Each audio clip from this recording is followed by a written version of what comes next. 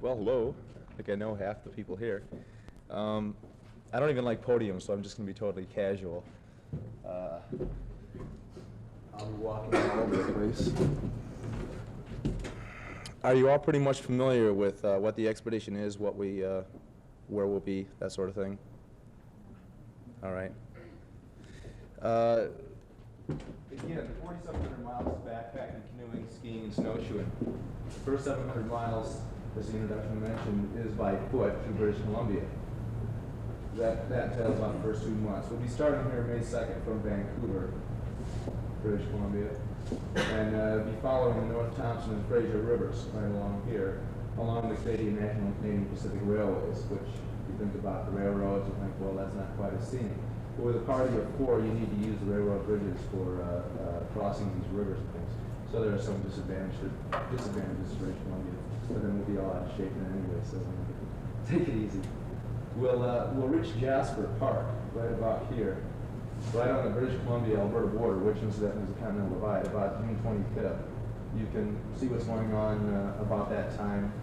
Or no, you don't get Good Morning America out here, do you? ABC. Anyway, it's going to be on national TV, but Amos doesn't get it. So if you feel like going to another city in early July, you can see it on Good Morning America. They'll just be bringing about a little update now and then on it.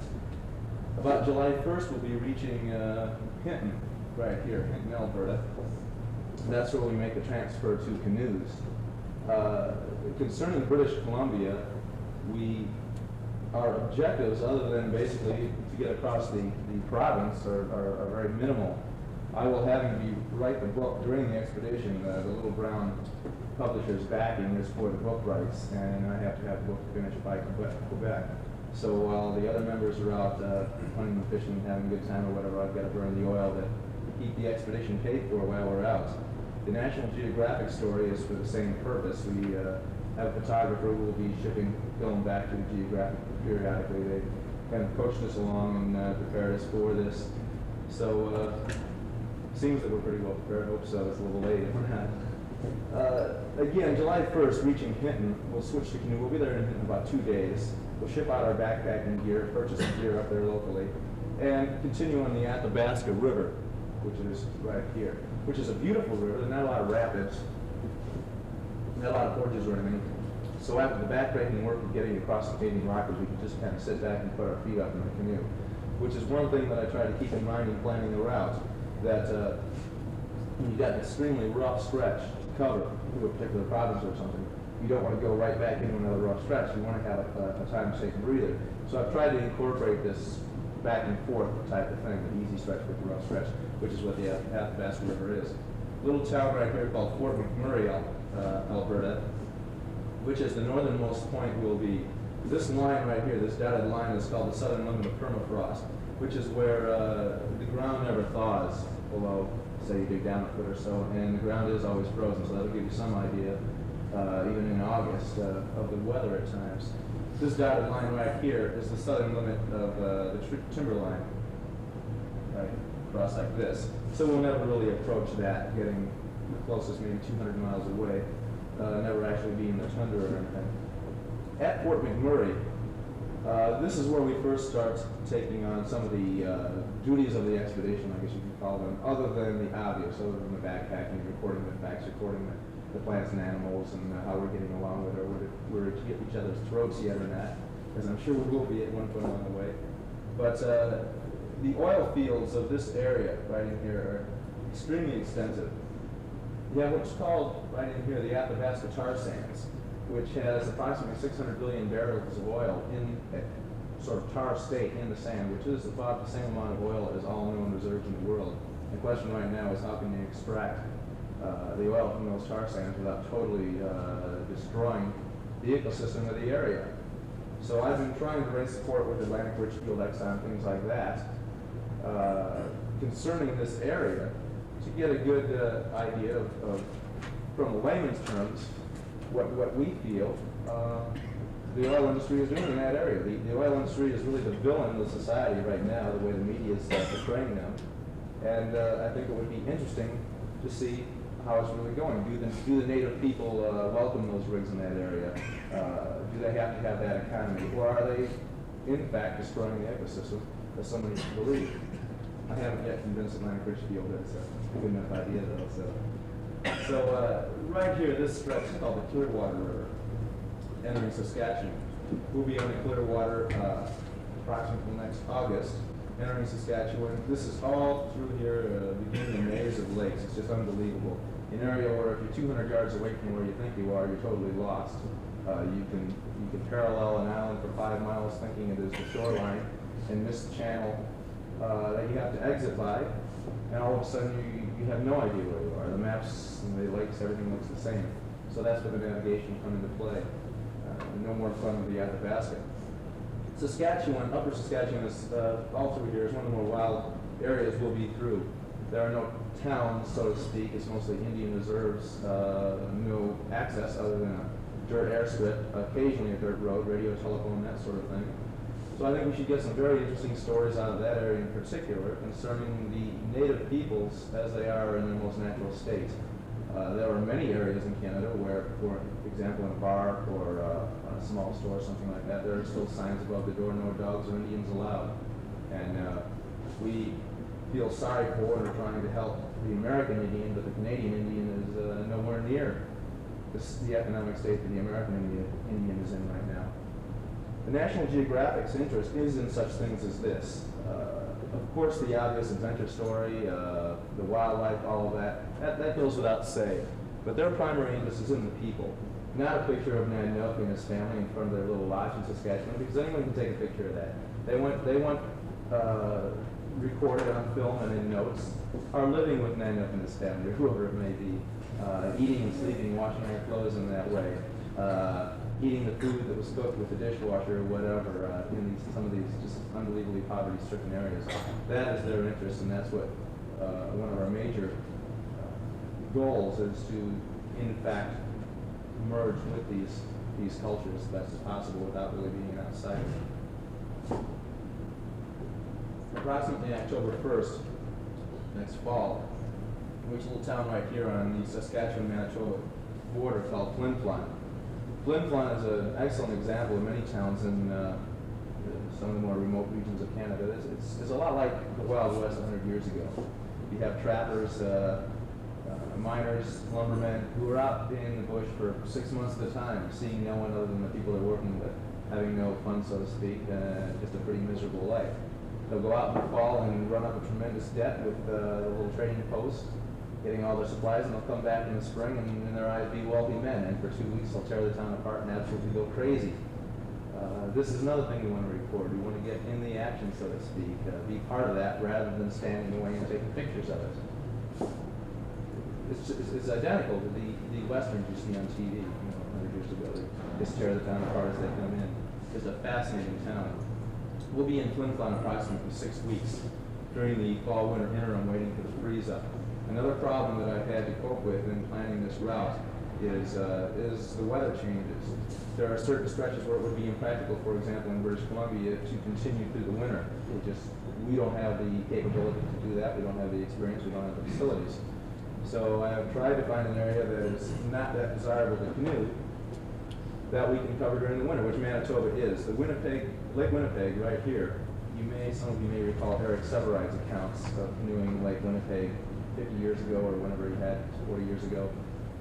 It's an awful area. Manitoba is just terrible to canoe. So how do you avoid that? Well, you travel up through the winter. So these are some of the things I've tried to keep in mind in planning the route. So approximately November 15th, the area should be sufficiently frozen up to continue by snowshoe safely and ski. We will have stored our canoeing equipment in Flin Flon at that time, picked up our winter equipment, and continued down, just kind of lake hopping over the ice, and paralleling the western shore of Lake Winnipeg, right through here, through a little town here called Pine Falls, Ontario. To give you an idea of where we are at this point, you can see Lake Superior. Here's Lake of the Woods right here. So that's our most southerly point, other than the start and finish of the whole expedition. Approximately April 15th, we'll be reaching a little town right about here called Muir Falls, Ontario. About the same type of town as Flin Flon, a lot of craziness. We'll be there about 4 weeks during that interim again, waiting for the ice to leave the lakes and the rivers so that they are again navigable. And at that point, we'll be shipping out our winter equipment, pick up our canoeing equipment that has been shipped down from Clinton. This river right here is called the Albany River. Like the Athabasca River, it's just a fantastic, beautiful river. Very few rapids, very few problems. We can again, after that rough winter, put our feet back and relax in the canoes for a little while. Other than the writing that I have to do, I intend to enjoy that stretch very much. So all of a sudden we come to a problem, Hudson Bay. And the headaches of trying to get around Hudson Bay last December and planning, I don't like to remember. You are constantly, in planning a route like this, having to cope with topography, having to cope with the weather, trying to coordinate everything to use it best to your advantage. You can't just put your pack on your back and take off. It simply doesn't work that way. Of course, you have the problem with the watershed. The Rocky Mountains right here, of course, the water is flowing in BC, Pacific. But from Hinton on, we've got all this great natural transportation with all the water flowing to the Hudson Bay, just pushing us along. So for the months and months that we've been taking advantage of the waters flowing into the Hudson Bay, we're going to pay it back in Quebec. Because here in Quebec, of course, the waters for the first 150 miles or so are flowing westerly into the bay. And so we've got to go upriver there. The Hudson Bay itself, the southern tip, James Bay, which is the only feasible way in reasonably small 18-foot canoes, it's the only reasonable place you can get around Hudson Bay. Again, we don't have the facilities or the talents or anything else to skirt up around Baffin Island or something like this. Things I was considering in the planning. We didn't want to cross down into Lake Superior and the Great Lakes and think, well, we have no desire to see these towns. You can fly to these towns and see. We wanted to stay in a somewhat remote area. So what is the most logical route? Through central Ontario, something like that. But again, you've got the topography problem. It's simply impossible to move through there. So we have to go back to the rotten Hudson Bay, which is all mud, this stretch down here. It's, of course, salt water, and so with low tide, you have mud flats extending as much as 10 miles into the bay. Being an extremely shallow bay, James Bay, when the wind picks up, the waves are just tremendous. And in our frail little 18-foot canoes, you would think we'll have to hug the coast as much as possible for safety. Well, we can't do that. Because as the tide goes out, we find ourselves sitting on mud for 5 miles in the direction. So it will take us weeks to get through this area, windbound probably 50% of the time. Having to get us, sometimes as many as 10 miles out into the water to avoid this, which, as you can imagine, although it is somewhat sheltered, being Atlantic Ocean water, is a little precarious in 18-foot canoes, but it's something that there's no way to get around that. The first 120 miles out of James Bay, right through here, this is called the Rupert River. Now, wonderful Quebec has rechanneled about half the rivers in Quebec and totally messed it up for hydroelectric systems. The maps that show a river flowing one way, most likely it's flowing in another direction. They have leased shoreline to various Indians for a little more income. The Indians demand ridiculous payments before you can even set foot on that shoreline. So you run out of money, you sit in the lake until you can find something else. Various people who make a profession of what I'm doing have advised me to completely avoid Quebec and why don't I just end in Hudson Bay, such a messed up province in the eyes. But you can't do that. So the hydroelectric program in Quebec did affect the Rupert River. The water volume coming down at us as we're heading up the river is about 5 times greater than it naturally would be with the damming system and all of this. Just with the dams and this whole program, you would think, well, there are people up there and this and that. Well, that's not true. There's still no one up there. You have, we're about 150 miles around Hudson Bay, just virtual 100% swamp, practically no dry land. This is, of course, what you call the shield through here, where the glaciers have completely stripped the topsoil down. This swamp extending around Hudson Bay is completely impassable other than by canoe. I'd considered eliminating that problem of heading up the Rupert River by backpacking out of James Bay. We'll sink in a swamp, so we can't do that. So what we will do to take care of that problem is outfit our canoes extremely lightly at Fort Albany right here before we leave James Bay.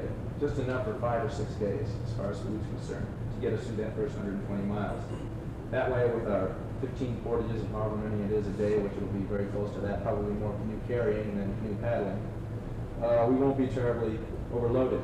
I thought, well, no problem. About 120 miles in, there's a little town right here, a little Indian resort called Nemascow. There we can really stock up because the river started to taper off, and it's relatively an easy stretch from there on. So my problem was solved. We can get to Nemascow and everything's rosy.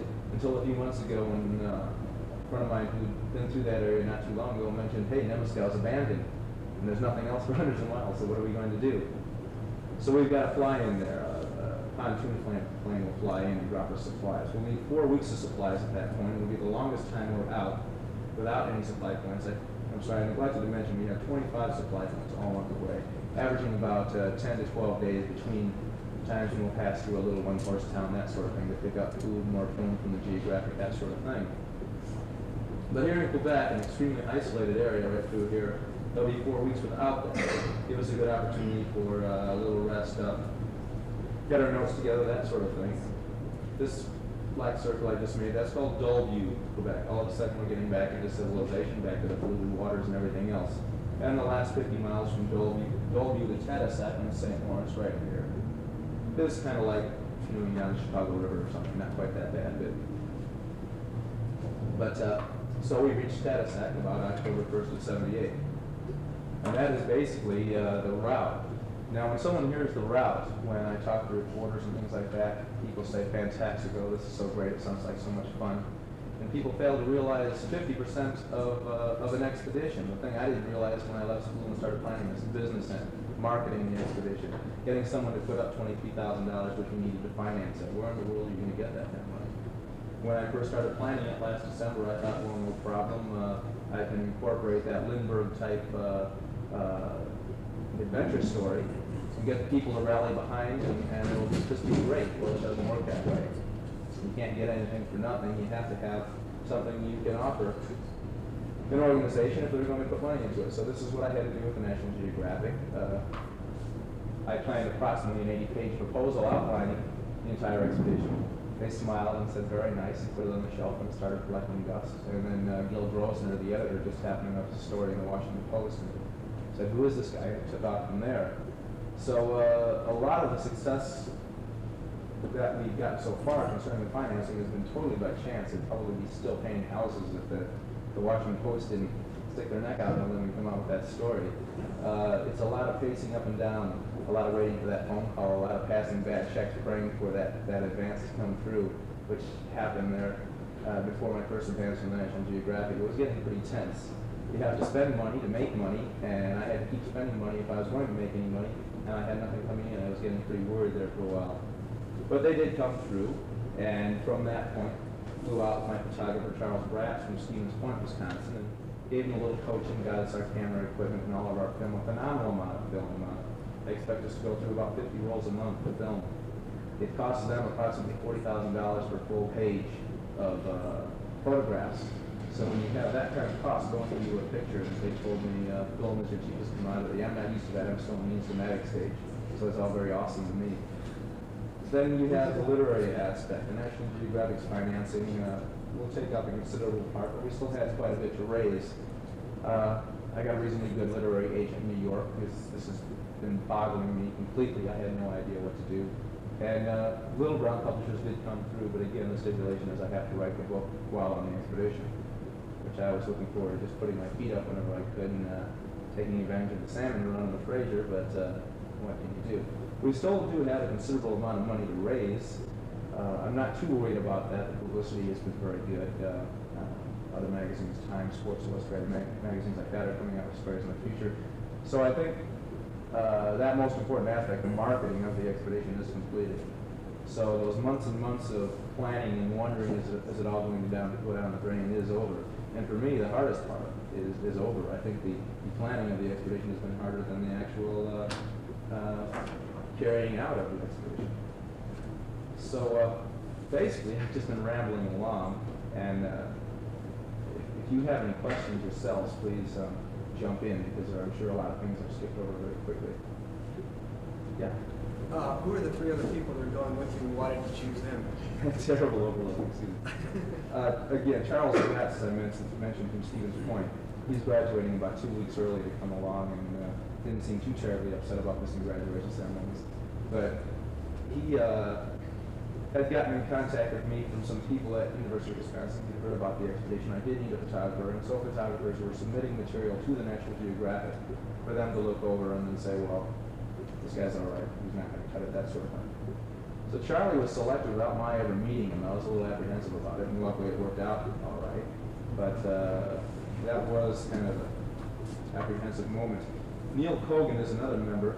He's joined us most recently about 2 months ago, replacing Lyman Nicola, a professor at the University of Wisconsin, who I was on an outward bound course with in '74. Lyman graduated back and can't join us.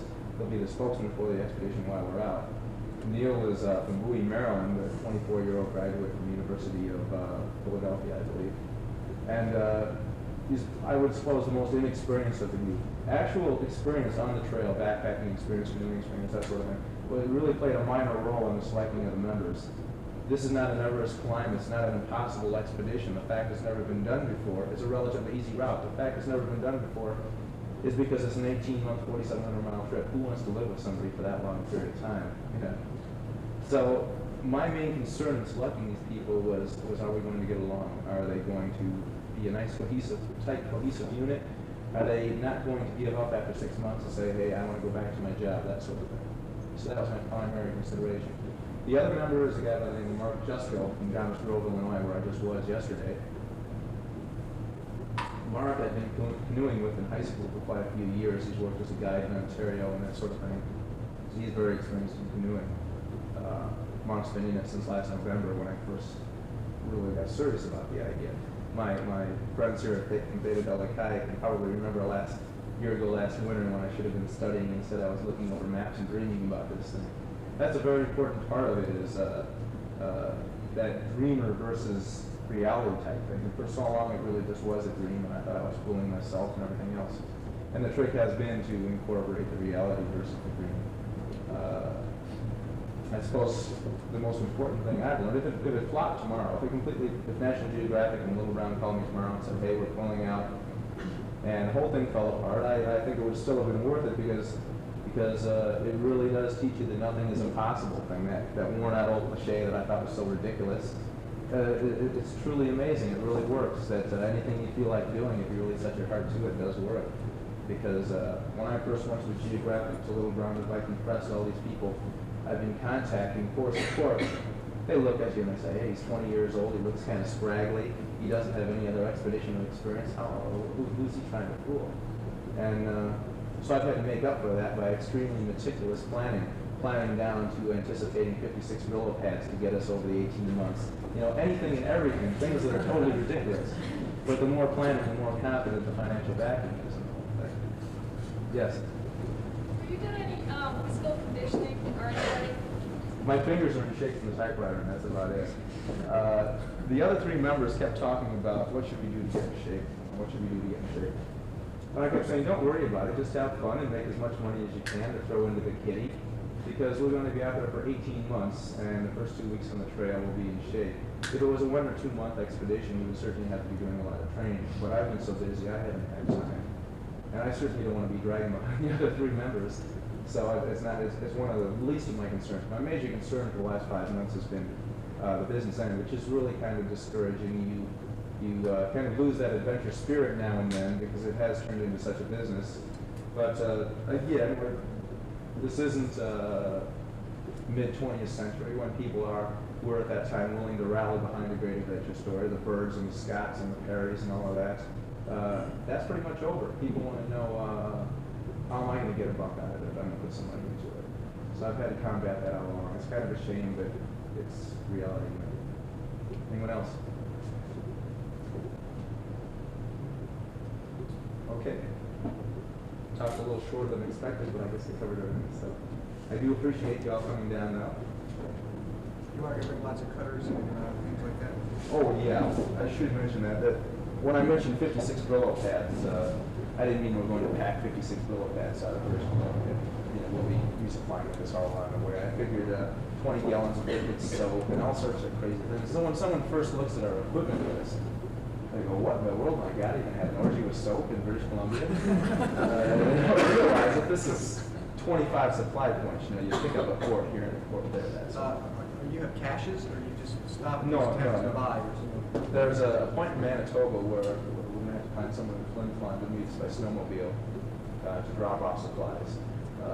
There's the fly-in to Nemaskell. But other than that, they are little one-horse type towns. Most of them do have some sort of supplies out there. They may not be your armor hams on the shelf, but it may be a rather crude type of food, bags of peas, bags of flour, that sort of thing. But it is something edible, something to live on. And then the extremely small Indian reserves and things like that. The local authorities are extremely good in getting things shipped to these areas because so many people depend on that in those areas. So it's going to be terrible if you showed up at a place and they didn't have what you needed, Oh, yeah. insect repellent.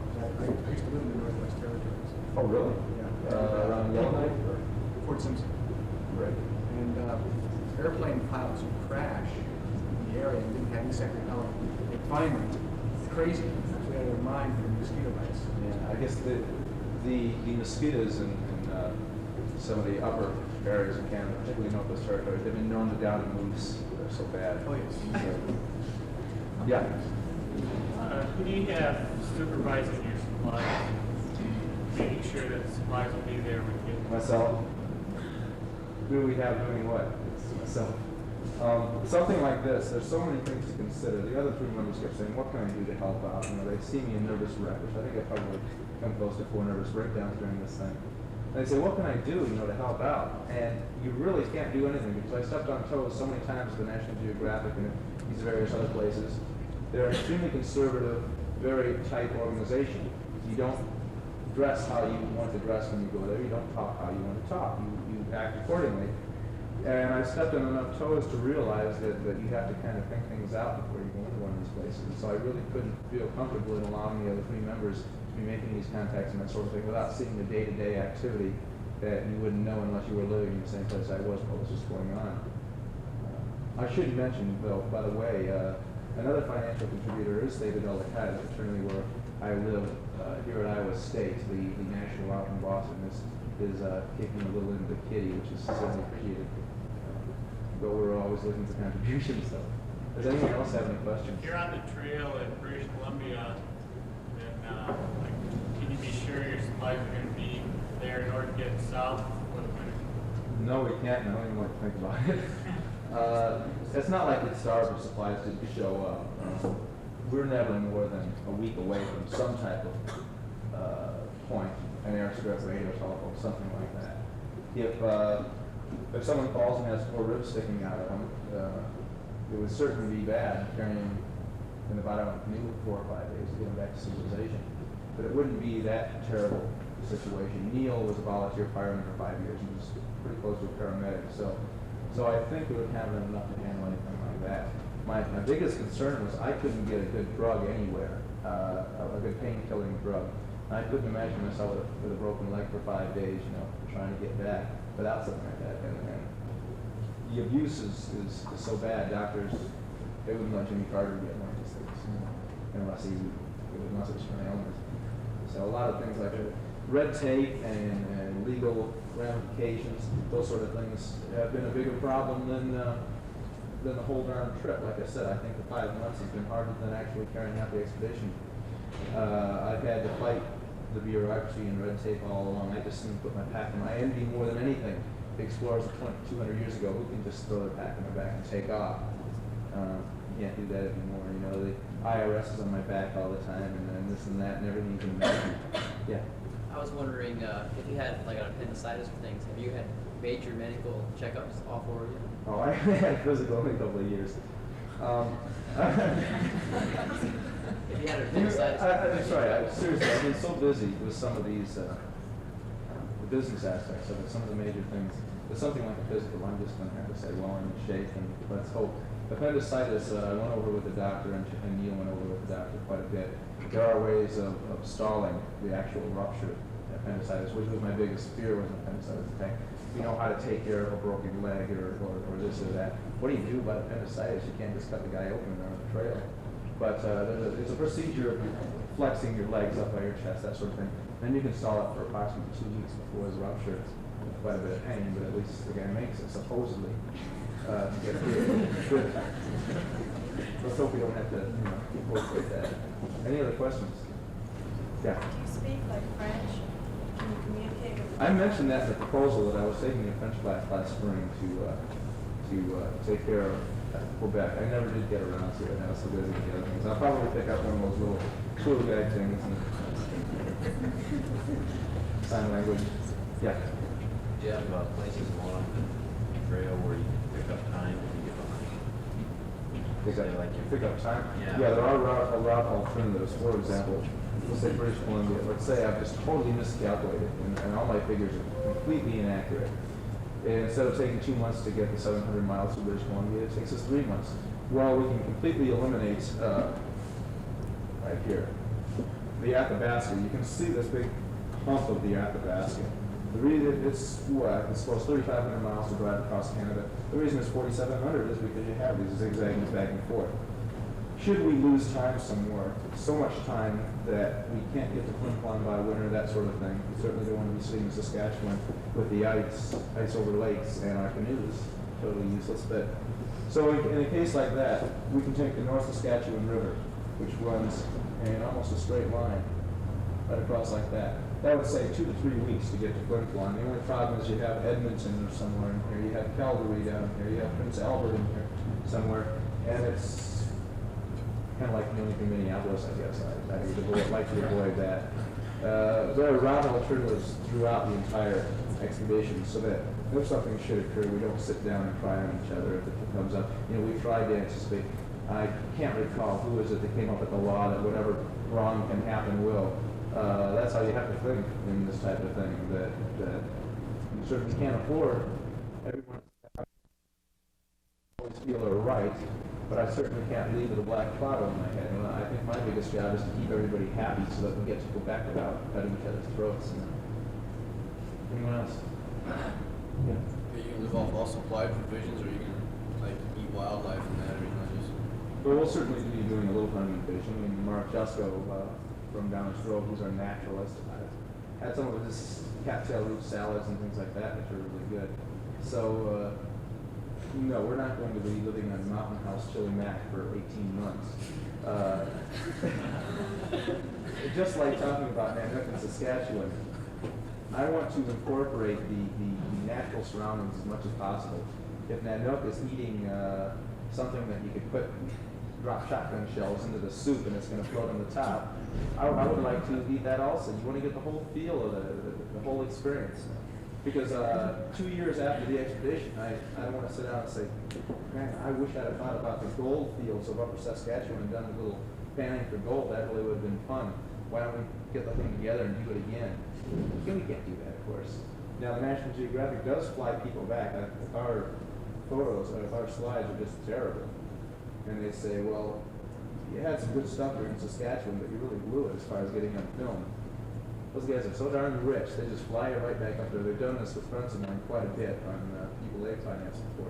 They fly you right back up there, get back into your canoe, you rub dirt on you to make it look like you've been out for quite a while, and you go through the whole bit like you've never left it. And it comes out in the magazine, and no one ever knows the difference. I've done that all the time. A paper on the East Coast that came out with a story the other day, the beautiful color picture on the front page of the sports section with myself in the backpack and a map and the pine trees behind me, and it looks like I'm up in Ontario already. It was taken in the backyard. You know, it destroyed my image completely of outdoor magazines. It's after pictures are taken in people's backyard. So, does anyone else have any questions? Yeah. Have you gone to visit a lot of these places, or have you done this planning your route by simply from now? To be honest with you, I haven't seen a single inch of the whole thing. I've had to fight a lack of money all along. I certainly can't go off and check these places out. I've been looking at aerial photographs, particular areas. One common problem, John Lentz, a man who has probably canoed Northwest Territories more than anyone else alive, particularly in this area right in here, was telling me about, this particular river, say the Albany River, for example, looks absolutely beautiful on the map. And you're expecting all sorts of good times. You'll get to the Albany River and they'll have a dry season, and it'll be like I-66, just not a drop of water on it. And what do?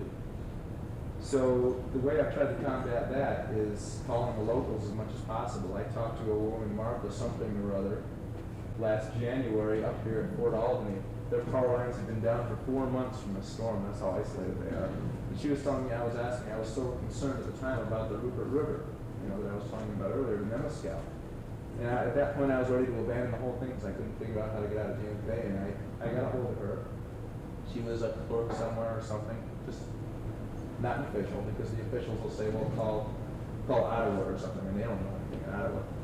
And old Martha said, well, yeah, her husband used to take the mail route before they had a fly-in or anything, up to Nemascal, and they canoe up it. She said, you guys are crazy to do it, but it's possible, and that's all I needed to know. If I'd have called Ottawa and got some government official, I'd have spent 4 months before I'd have found out it was navigable.